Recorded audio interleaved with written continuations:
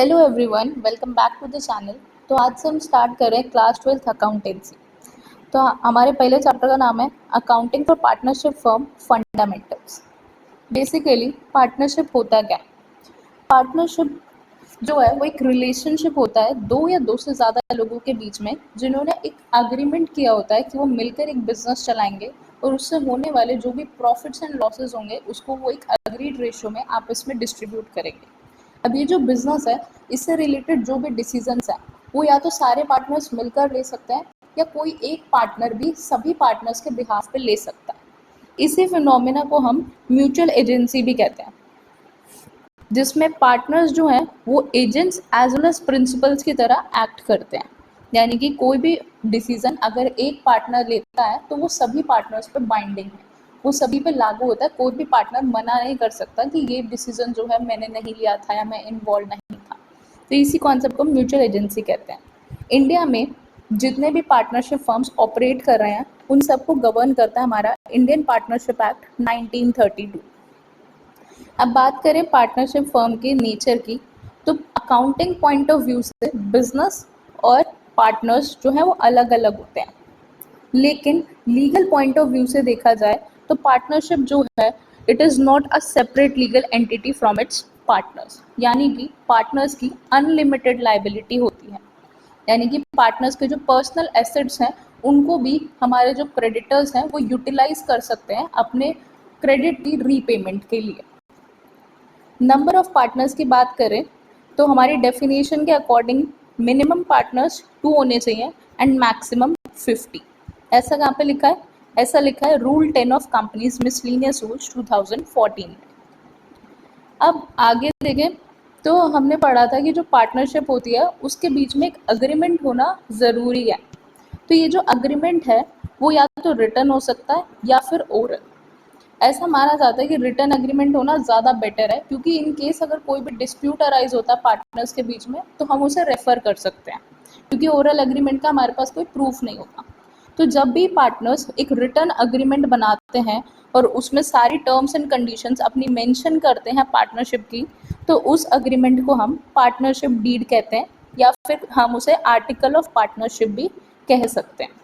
इसमें सभी तरह के टर्म्स एंड कंडीशंस लिखी जाती हैं, जैसे कि प्रॉफिट शेयरिंग रेशो क्या होगा, कौन पार्टनर कितना कैपिटल कंट्रीब्यूट करेगा, सभी चीज़ें यहाँ पर लिखी जाती हैं। Provisions affecting accounting treatment in the absence of partnership deed. अब ऐसा भी हो सकता है कि कई बार पार्टनरशिप डीड बनाई ना गई हो, ओरल एग्रीमेंट हुआ हो, या फिर पार्टनरशिप डीड बनाई हो लेकिन कुछ मैटर्स से रिलेटेड पार्टनरशिप डीड में कोई टर्म्स एंड कंडीशंस मेंशन नहीं है। उस केस में हमारे इंडियन पार्टनरशिप एक्ट में कुछ प्रोविजंस दिए होते हैं, तो कोर्ट जो है उनको ही फॉलो करता है और जो भी डिस्प्यूट्स होते हैं उनको ही ध्यान में रख के सॉल्व किए जाते हैं। जैसे कि first is sharing of profits and losses. अगर पार्टनरशिप डीड में कोई भी रेशो मेंशन नहीं है तो जो भी प्रॉफिट या लॉस बिजनेस ने अर्न किया है वो पार्टनर्स में इक्वली डिस्ट्रीब्यूट हो जाता है। Second, interest on capital. Partners जो हैं वो बिजनेस में कैपिटल इन्वेस्ट करते हैं जिसकी वजह से वो काम कर पाते हैं। अब अगर पार्टनरशिप डीड में लिखा जाता है कि पार्टनर्स को at the end of the year उनकी कैपिटल पे कोई भी एक परसेंटेज का इंटरेस्ट दिया जाएगा तो हम इंटरेस्ट देते हैं, और अगर डीड में ऐसा कुछ मेंशन नहीं है तो इंटरेस्ट जो है वो पार्टनर्स को नहीं अलाउ किया जाता। Same goes for interest on drawings. अगर हमारी डीड में मेंशन है कि पार्टनर्स के ड्राइंग करने पे उनसे कोई इंटरेस्ट चार्ज किया जाएगा तो भी हम उस रेट पे इंटरेस्ट को चार्ज करते हैं, नहीं तो कोई भी इंटरेस्ट चार्ज नहीं किया जाता। Then comes to interest on advance और लोन बाय अ पार्टनर। अब कभी कभी क्या होता है कि जो पार्टनर्स हैं वो बिजनेस को कुछ लोन प्रोवाइड कराते हैं। उस केस में बिजनेस को पार्टनर्स के उस लोन पे एक फिक्स्ड रेट ऑफ इंटरेस्ट से इंटरेस्ट पे करना पड़ता है, या तो अग्रीड हो जो हमारे पार्टनरशिप डीड में लिखा होगा, नहीं तो हमारा इंडियन पार्टनरशिप एक्ट का प्रोविजन कहता है कि पार्टनर के द्वारा दिए गए लोन पे 6% पर एनम का इंटरेस्ट पे करना पड़ता है। और हमने पढ़ा था कि जो भी हम इंटरेस्ट पे करते हैं लोन पे वो हमारी कंपल्सरी लाइबिलिटी होती है। यानी कि चाहे बिजनेस को प्रॉफिट हो या फिर लॉस हो, उससे कोई फ़र्क नहीं पड़ता, हमें इंटरेस्ट पे करना ही पड़ता है। तो इसीलिए इसको हम क्या कहते हैं, चार्ज अगेंस्ट प्रॉफिट कहते हैं। यानी it means that interest is paid whether the firm earns profit और इनकर्स लॉस, और ये फिक्स परसेंटेज होता है 6% पर एनम।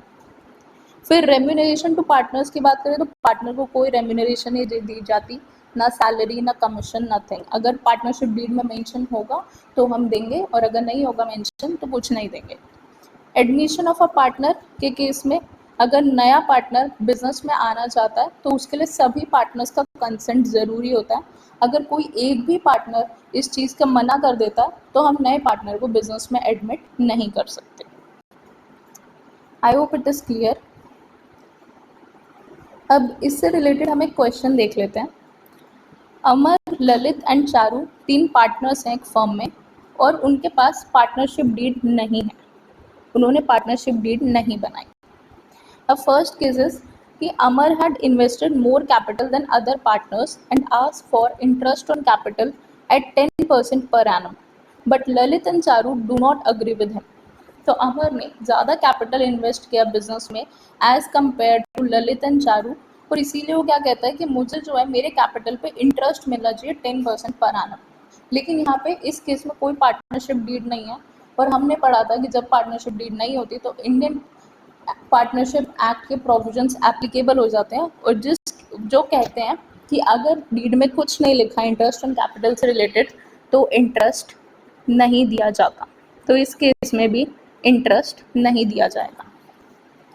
सेकेंड केस में Lalit devotees more time in handling the business and demands a salary of 5,000 per month, but Amar and Charu do not agree with him.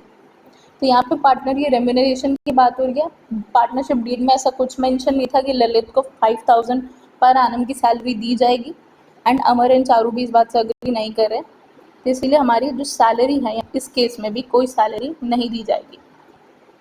फिर Charu demands for interest on loan of ₹50,000 given by her at the rate of 12% per annum. तो चारू ने business को एक loan दिया 50,000 rupees का, और अब वो कहते हैं कि मेरे इस लोन पे 12% पर एनम का इंटरेस्ट दो।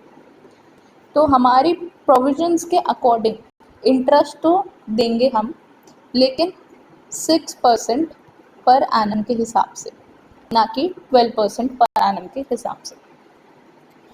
देन फोर्थ केस में Amar withdrew ₹10,000 from the firm for his personal use, यानी कि क्या हुई है यहाँ पे ड्रॉइंग्स हुई है, तो उसने 10,000 रुपीज़ विड्रॉ किए पर्सनल यूज़ के लिए। Lalit and Charu demand that interest on drawings B charge from him at the rate of 10% per annum. इस केस में भी हमारे पास कोई पार्टनरशिप डीड नहीं है, और हमारे प्रोविजंस के अकॉर्डिंग अगर डीड में कुछ मेंशन नहीं होता तो इंटरेस्ट ऑन ड्रॉइंग्स हम नहीं ले सकते। Then fifth is profit for the year before the above claims was ₹50,000। इन सभी क्लेम्स के पहले जो हमारे बिजनेस का प्रॉफिट था वो 50,000 रुपीज़ था। Amar demands profit to be distributed in the capital ratio, और अमर क्या कहता है कि ये जो प्रॉफिट है वो पार्टनर्स में कैपिटल की रेशो में डिवाइड होना चाहिए, क्योंकि हमने यहाँ पे पढ़ा था कि अमर जो है उसने ज़्यादा कैपिटल इन्वेस्ट किया as compared to other partners. लेकिन हमने हमारे प्रोविजंस में पढ़ा था कि अगर कोई भी रेशो गिवन नहीं होता, या फिर ऐसा कुछ अग्री नहीं होता कि प्रॉफिट एंड लॉस किस रेशो में डिस्ट्रीब्यूट किया जाएगा, तो उस केस में प्रॉफिट एंड लॉस जो है सभी पार्टनर्स में इक्वली डिस्ट्रीब्यूट होता है। तो यहाँ पे भी जो हमारा प्रॉफिट है वो तीनों पार्टनर्स में इक्वली डिस्ट्रीब्यूट होगा, और वो प्रॉफिट कितना होगा, 50,000 में से ये वाला इंटरेस्ट माइनस करने के बाद जो प्रॉफिट आएगा वो प्रॉफिट इक्वली डिस्ट्रीब्यूट हो जाएगा अमर, ललित एंड चारू के बीच में 1:1:1 रेशो। ठीक है। Then sixth is that Lalit wants to introduce his son in the as partner. Charu objects to his proposal. तो एडमिशन ऑफ अ पार्टनर नहीं हो पाएगा, क्यों? क्योंकि चारू ने उस पर ऑब्जेक्शन उठाया, यानी कि सारे पार्टनर्स अग्री नहीं कर रहे, तो हम न्यू पार्टनर को एडमिट नहीं कर सकते। क्लियर? ओके, नेक्स्ट टॉपिक पे चलते हैं। Charge against profit and appropriation of profit. Charge against profit basically business के लिए एक्सपेंस होता है, कंपल्सरी पेमेंट, यानी कि चाहे बिजनेस को प्रॉफिट हो या लॉस हो उससे हमें कोई फर्क नहीं पड़ता। जैसे हमने अभी पढ़ा था इंटरेस्ट ऑन लोन, तो वो क्या होता है, चार्ज अगेंस्ट प्रॉफिट होता है। वही appropriation of profit basically distribution of profit होता है। जैसे हमें पूरे साल काम करने के बाद बिजनेस को 50,000 रुपीज़ का प्रॉफिट हुआ। अभी 50,000 के प्रॉफिट को हम पार्टनर्स में या फिर रिजर्व्स में या फिर कैसे डिस्ट्रीब्यूट करते हैं इसे अलग अलग लोगों के बीच में, वो होता है हमारा एप्रोप्रिएशन ऑफ प्रॉफिट। ठीक है, मीनिंग देखते हैं। It is an expense for the firm and is paid whether the firm earns profit और इनकर्स लॉस। चाहे फर्म को प्रॉफिट हो या फिर लॉस, हम ये एक्सपेंस होता है, इसको पे करते ही करते हैं। जबकि अप्रोप्रिएशन ऑफ प्रॉफिट हमारा डिस्ट्रीब्यूशन ऑफ नेट प्रॉफिट होता है अमंग द पार्टनर्स। रिकॉर्डिंग की बात करें तो it is debited to profit and loss account, जबकि appropriation of profit is debited to profit and loss appropriation account, जो हम अभी आगे सीखेंगे। प्रायोरिटी की बात करें तो सबसे पहले हम क्या करेंगे, चार्ज अगेंस्ट प्रॉफिट, यानी कि जो हमारी कंपल्सरी लाइबिलिटीज़ है, कंपल्सरी पेमेंट्स है, उनकी पेमेंट करेंगे, उसके बाद हम एप्रोप्रिएशन ऑफ प्रॉफिट पे जाएंगे। तो it is allowed before appropriation of profit and it is appropriated after charging all the charges. Example देखें, rent paid to a partner, interest on loan by partner. जबकि appropriation of profit क्या होता है, salary to partner, interest on capital, transfer to general reserve etcetera. यानी कि basically appropriation of profit कब possible है, जब प्रॉफिट हो, प्रॉफिट होगा तभी तो हम उसको डिस्ट्रीब्यूट करेंगे। जबकि चार्ज अगेंस्ट प्रॉफिट क्या है, हमारे लिए कंपल्सरी एक्सपेंस है, चाहे हमें प्रॉफिट हो या फिर हमें लॉस हो, हमें इनकी पेमेंट करनी करनी है। जैसे हमने बैंक से लोन लिया तो बैंक से हम ये थोड़ी कहेंगे कि भाई इस बार हमें प्रॉफिट नहीं हुआ तो तुम अपना इंटरेस्ट लेने ना अगले साल आना जब हमें प्रॉफिट हो, तो ऐसा नहीं हो सकता। आगे चलते हम, profit and loss appropriation account. ये कुछ नया है जो हम यहाँ पे सीखेंगे। तो profit and loss account, profit and loss appropriation account profit and loss account के बाद बनता है। इसकी स्टार्टिंग ही कहाँ से होती है, जो प्रॉफिट हम या फिर लॉस, नेट प्रॉफिट या फिर नेट लॉस, जो भी हम प्रॉफिट एंड लॉस अकाउंट से निकालते हैं वो हम इसको यहाँ पे ट्रांसफ़र करते हैं। अगर प्रॉफिट होगा तो प्रॉफिट एंड लॉस एप्रोप्रिएशन की क्रेडिट साइड आता है, और अगर लॉस होता है तो प्रॉफिट एंड लॉस एप्रोप्रिएशन की क्रेडिट साइड आता है। इसके साथ साथ कुछ चीज़ें और आती हैं, जैसे इंटरेस्ट ऑन ड्राइंग्स। अब पार्टनर ने पूरे साल में काम करते हुए बीच में कुछ पैसे विड्रॉ किए, ड्राइंग्स की, तो बिजनेस ने कहा, हमने अपनी पार्टनरशिप डीड में लिखा कि उस पे ना आपको 10% पर आनम का भाई इंटरेस्ट देना पड़ेगा ड्राइंग्स पे। तो वो बिजनेस के लिए क्या हुई, इनकम हुई। बिजनेस के पॉइंट ऑफ व्यू से इंटरेस्ट ऑन ड्राइंग्स क्या है, इनकम। तो हम उसे कहाँ पे लिखेंगे, P&L एप्रोप्रिएशन की क्रेडिट साइड। सिमिलरली जो इंटरेस्ट ऑन कैपिटल है, अब पार्टनर भी कह सकता है कि भाई मैंने कैपिटल इन्वेस्ट कर रखा है तो मेरे कैपिटल पे आप इंटरेस्ट, तो हमने कहा ठीक है, तो डिसाइड किया गया कि 15% पर आनम का हम इंटरेस्ट ऑन कैपिटल देंगे। वो बिजनेस के लिए क्या है, एक एक्सपेंस है, तो वो P&L एप्रोप्रिएशन के डेबिट साइड आएगा। सिमिलरली सैलरी जो हम पार्टनर्स को देंगे वो भी डेबिट साइड आएगा, क्योंकि वो भी बिजनेस के लिए एक एक्सपेंस है। कमीशन पार्टनर्स के लिए, और उसके बाद ये सब देने के बाद जो भी हमारे पास बैलेंस बचता है, या तो वो प्रॉफिट होगा या फिर लॉस। अगर प्रॉफिट होगा तो वो पार्टनर्स के कैपिटल या करंट अकाउंट, जो हम आगे पढ़ेंगे कि कैपिटल और करंट अकाउंट क्या है, उसमें ट्रांसफ़र कर दिया जाएगा। और अगर लॉस होगा तो वो भी पार्टनर्स के कैपिटल अकाउंट में ट्रांसफ़र कर दिया जाएगा और P&L एप्रोप्रिएशन की क्रेडिट साइड आएगा। ठीक है, और जो इंटरेस्ट ऑन लोन होता है वो क्या होता है, चार्ज अगेंस्ट प्रॉफिट होता है, वो हमने अभी पढ़ा। तो लोन वो है जो पार्टनर्स जो हैं वो फर्म को देते हैं, interest on loan by partners to firm. Okay, अब interest on loan by partners and by firm to the partner. सबसे पहले interest on loan by partner to firm. इस केस में लोन किसने दिया, पार्टनर ने लोन दिया है फर्म को। तो इस केस में क्या होगा, ये फर्म के लिए क्या एक लाइबिलिटी है, कंपलसरी पेमेंट करना पड़ेगा उसे इंटरेस्ट का, कितना 6% पर एनम के हिसाब से।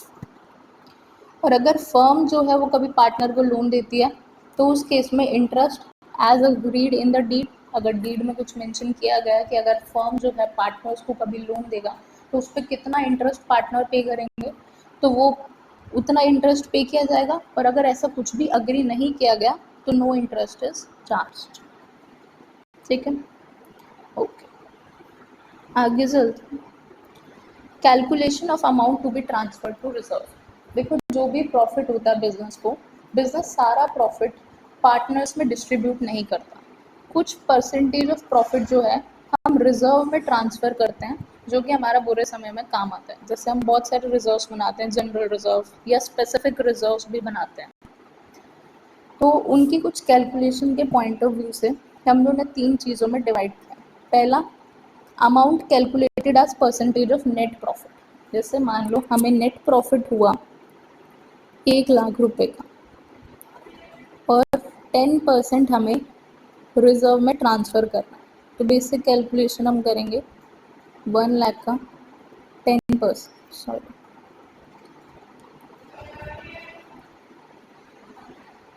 That is 10,000 rupees.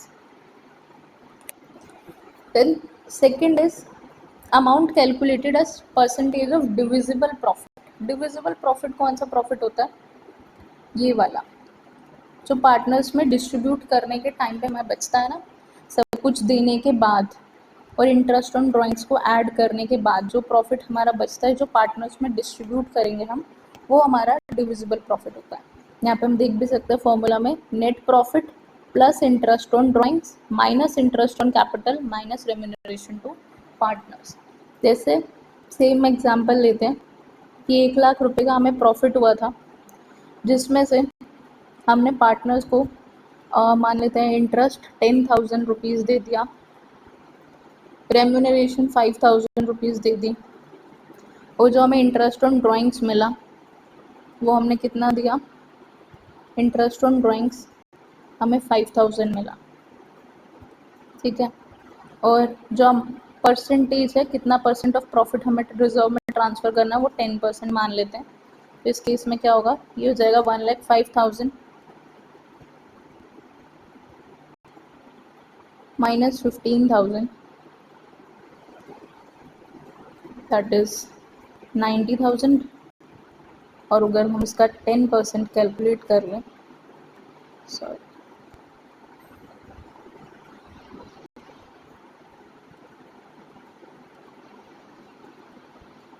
तो वो हो जाएगा हमारा 9,000, जो हम रिजर्व में ट्रांसफ़र करें।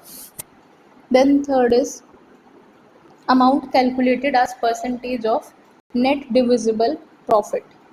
कभी कभी ऐसा लिखा होता है कि 10% of the amount transfer to reserve after transferring such amount. तो इस केस में हमें क्या करना होगा? जैसे मान लेते हैं नेट डिविजिबल प्रॉफिट जो हमारा 1,10,000 है, ये वो होना चाहिए जो हमारा रिजर्व को ट्रांसफ़र करने के बाद। तो हम इस केस में हम अपना अमाउंट ऑफ रिजर्व कैसे निकालेंगे जो हमें उसमें ट्रांसफ़र करना है? यहाँ पे भी हम 10 डिवाइडेड बाय 100 प्लस रेट, यानी कि 110 से डिवाइड कर देंगे। तो यहाँ पे हमारा 10,000 रुपीज़ अमाउंट निकल के आएगा जो हमें रिजर्व्स में ट्रांसफ़र करना है। ठीक है, ये 3 केस बनते हैं हमारे। अब यहाँ पे profit and loss appropriation account से रिलेटेड कुछ प्रैक्टिकल प्रॉब्लम्स हैं। ये पहला प्रॉब्लम है जिसमें प्रॉफिट वाला केस है।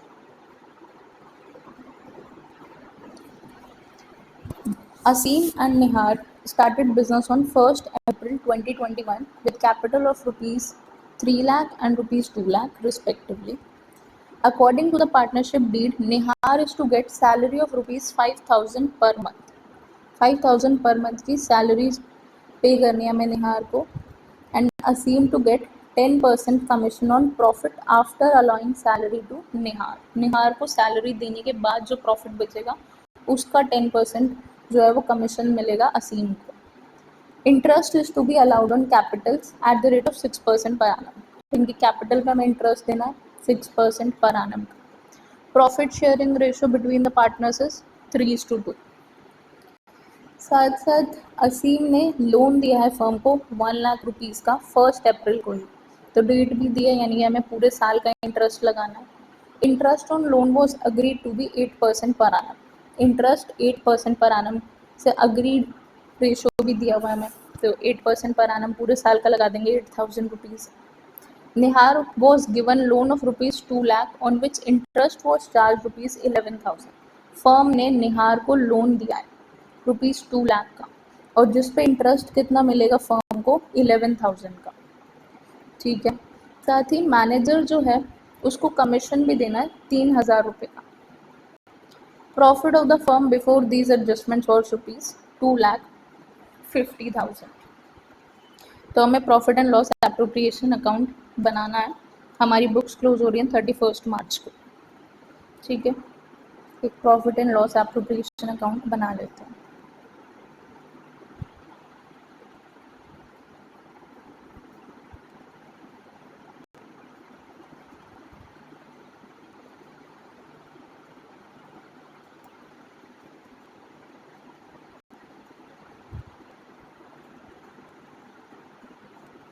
ओके,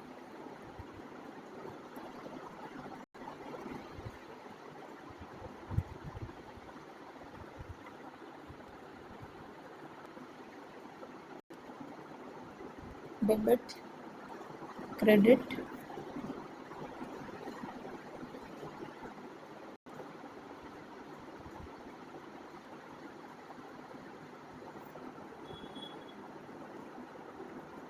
पर्टिकुलर्स अमाउंट, और यहाँ पे हम लिख लेंगे अकाउंट का नाम प्रॉफिट एंड लॉस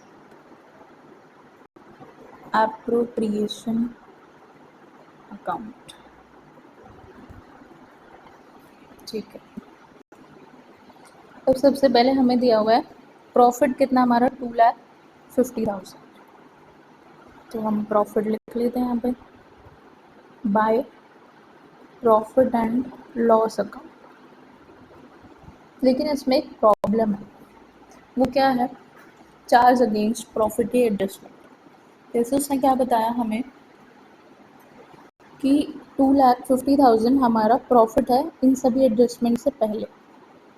लेकिन इसमें जो पार्टनर ने लोन दिया है, असीम ने लोन दिया था 1,00,000 रुपीज़ का, उसका इंटरेस्ट हमारे लिए क्या होता है? चार्ज अगेंस्ट प्रॉफिट, और वो पार्ट होता है P&L अकाउंट का, ना कि P&L एप्रोप्रिएशन अकाउंट का।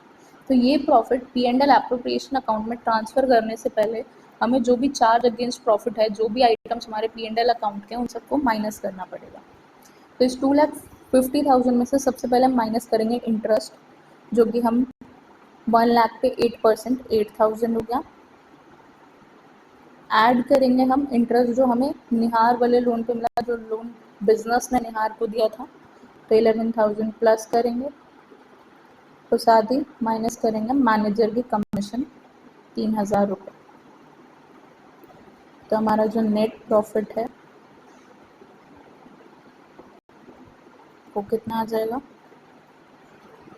वो हमारा इत्तेफाक से 2,50,000 ही आ रहा है।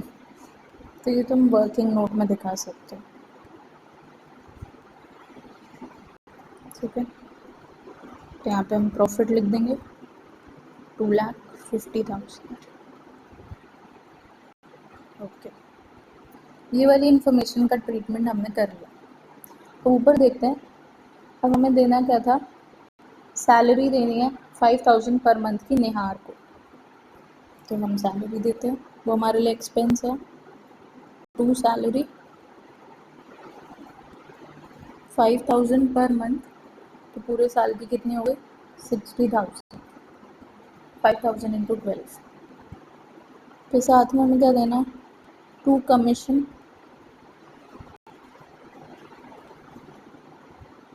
कमीशन किसको देना था हमें? असीम को। 10% commission on the profit after allowing salary to Nihar. ठीक है, तो 2,50,000 में से 60,000 माइनस करेंगे तो बचेगा 1,90,000। उसका 10% दैट इज 19,000। अब नेक्स्ट हमें देना है इंटरेस्ट ऑन कैपिटल। तो टू इंटरेस्ट ऑन कैपिटल को मैंने IOC लिखा है शॉर्ट फॉर्म में, असीम और निहार, हमारे दो पार्टनर्स का नाम। 6% पर एनम के हिसाब से मुझे इंटरेस्ट देना था कैपिटल पे, जो कि हो जाएगा 18,000 एंड 12,000। 18,000 एंड 12,000, टोटल हो गया 30,000।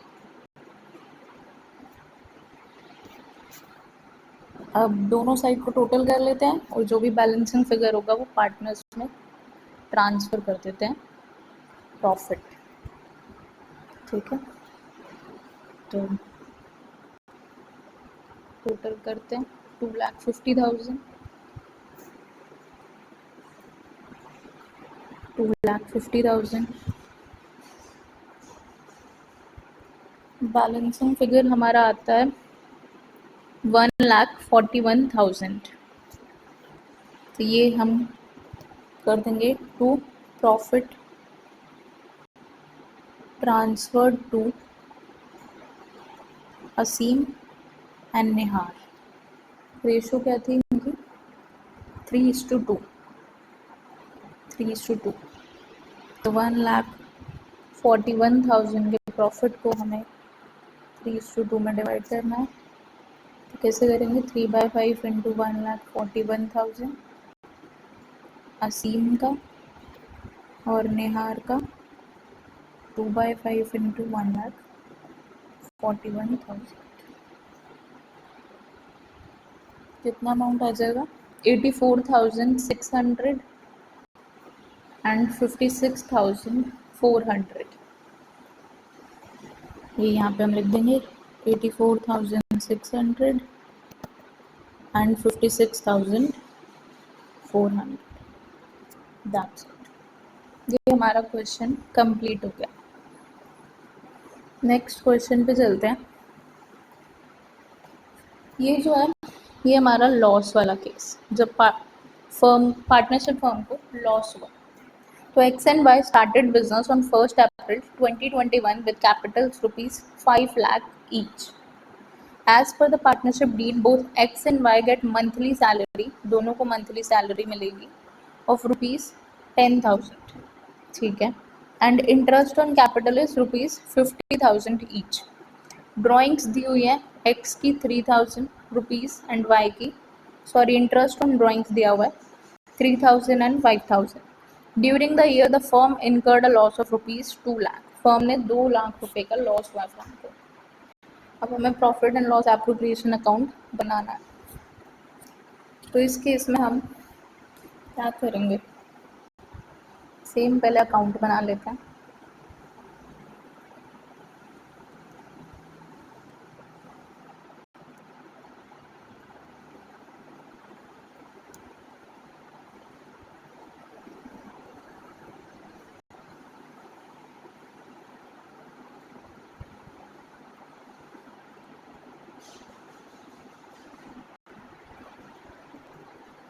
ठीक है, debit, credit, P&L appropriation account, particulars, amount, particulars, amount। अब सबसे पहले हमें लॉस हुआ, तो लॉस हम कहाँ पे ट्रांसफ़र कर लेंगे? Debit side to profit and loss account. Loss है हमारा 2 लाख रुपए का।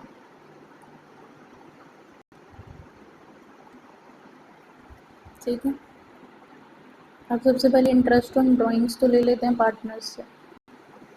एक्स और वाई कितना कितना है? 3,000 एंड 5,000, 3,000 एंड 5,000।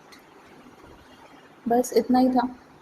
बाकी सब तो हमारा एप्रोप्रिएशन ऑफ प्रॉफिट होता है, चाहे हमारा मंथली सैलरी हो, इंटरेस्ट ऑन कैपिटल हो। तो क्योंकि अगर हमें लॉस हुआ है, हमें प्रॉफिट हुआ ही नहीं है, तो फिर हम एप्रोप्रिएशन ऑफ प्रॉफिट कैसे ही कर पाएंगे? तो बस यहाँ पे हम इंटरेस्ट ऑन ड्राइंग्स के बाद जो भी बैलेंसिंग फिगर होगा वो पार्टनर्स में डिस्ट्रीब्यूट कर देंगे by loss transferred to x and to y. कितना?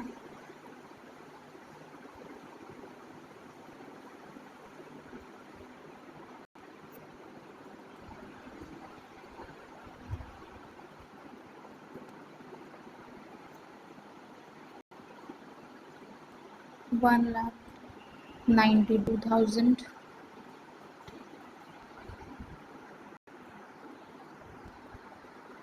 हमें यहाँ पे रेशो भी नहीं दी पार्टनर्स की, तो हम इक्वली लेट करके चलेंगे, यानी कि एक्सेस टू वाई क्या होगा 1:1। तो इस लॉस को हम एक्स एंड वाई में इक्वली डिस्ट्रीब्यूट कर देंगे, that is 96,000 and 96,000। That's it, ये हमारा क्वेश्चन कंप्लीट हो गया। नेक्स्ट क्वेश्चन पे चलते हैं। यहाँ पे क्या होता है कि जो हमारी एप्रोप्रिएशंस हैं they are more than profit, यानी कि हमारे पास जो प्रॉफिट है, ऐसा मान लो कि प्रॉफिट है हमारे पास 10,000 रुपये का, और जो हमें पार्टनर्स के बीच में डिस्ट्रीब्यूट करना है वो है 15,000 रुपये। तो हम कैसे करेंगे 10,000 रुपये की 15,000 रुपये में? तो इस केस में हम रेशो में डिस्ट्रीब्यूट करते हैं, जो भी उनके एप्रोप्रिएशन की रेशो होती है। अभी देखते हैं इस क्वेश्चन से क्लियर हो जाता है। Ajay and Vijay are partners sharing profits in the ratio 3:2। इनकी प्रॉफिट शेयरिंग रेशो है। Ajay is a non working partner and contributes ₹20 lakh as his capital. Non working partner यानी कि बिजनेस के जो भी डिसीजंस होते हैं उसमें अजय पार्टिसिपेट नहीं करता, सो सारे डिसीजंस है वो विजय लेता है, ये बस कैपिटल कॉन्ट्रीब्यूट करता है। तो इसका कैपिटल कॉन्ट्रीब्यूशन कितना है 20 लाख रुपए। Vijay is a working partner of the firm, यानी कि सारे बिजनेस के जो भी डिसीजंस है वो सब कौन लेता है, विजय लेता है। The partnership deed provides for interest on capital at the rate of 8% per annum. Partnership deed में मेंशन है इंटरेस्ट ऑन कैपिटल कितना देना है 8% per annum, and salary to every working partner, working partner कौन है हमारा विजय, 8,000 पर मंथ। ठीक है। Profit before providing for interest on capital and partner salary for the year ended 31 March 2022 was ₹80,000। Show the distribution of profit. तो हम profit को कैसे distribute करेंगे?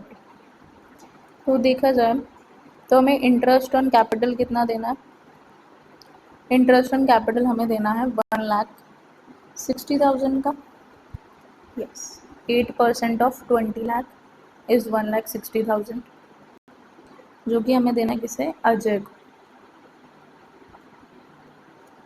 और विजय को हमें क्या देना, इंटरेस्ट ऑन कैपिटल तो नहीं देना, हमें उसे देनी है सैलरी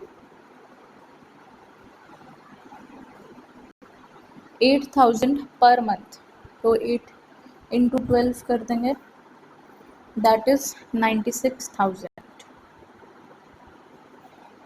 ठीक है। तो ये जो हमारे अवेलेबल प्रॉफिट 80,000 से कई गुना ज़्यादा है, तो हम क्या करेंगे, जो 80,000 है वो डिस्ट्रीब्यूट करेंगे इन दोनों में 1,60,000 to 96,000 की रेशो में। इसको अगर हम फर्दर सॉल्व करें तो हमें जो रेशो मिलती है वो मिलती है 5:3 की। तो यानी कि हम 80,000 को 5:3 में, यानी कि उनकी एप्रोप्रिएशन या फिर हम कह सकते हैं क्लेम्स की रेशो में डिस्ट्रीब्यूट कर देंगे। तो करते हैं, सेम अकाउंट बनाएंगे, P&L एप्रोप्रिएशन अकाउंट, ऐसे रफली लाइंस बना देते हैं। प्रॉफिट ट्रांसफ़र करेंगे by profit and loss account 80,000 rupees, और to profit transferred to Ajay and Vijay. कितना, 80,000 को 5:3 में करेंगे तो 50,000 एंड 30,000।